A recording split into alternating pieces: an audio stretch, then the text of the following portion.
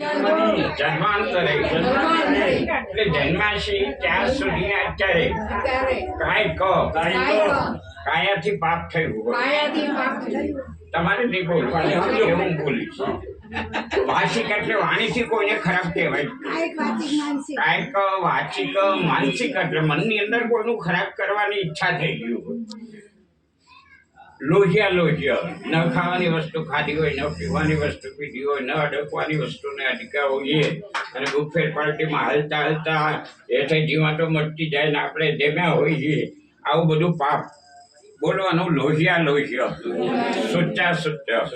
પિત્તા ભુક્તા ભુક્ત ગુરુ લઘુ બાથરૂમ જઈ આવીને હાથ પગ ધોયા વગર દેવસ્થાનોમાં ગયા હોય આપણા ઘરની અંદર પણ કોઈને અડી ગયા હોય તો પણ गुरु लघु पाठ का नाम निवृत्ति अर्थे इह देव पूजा अधिकार प्राप्ति अर्थे गौमुखी तृणदान घास टाक्યું કાલે છે ને તહેવાર છે ને આપણો એટલે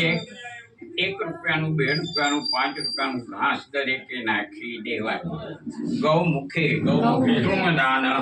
કર્મ અહમ કરી છે એટલે નાખીશું બરાબર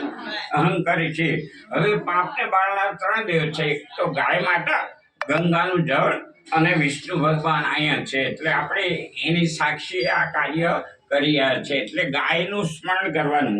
गाँव में अग्रता संतो गाँव में संतो पुष्टता गाँव में हृदय संतो गवा मध्य अवसाम्य हरिम गौरीये नमः दरेके बोलવાનું નમસ્કારાન સમર્પયામિ પછી વિષ્ણુ ભગવાને પાપને બાળનાર છે વિષ્ણુ ભગવાન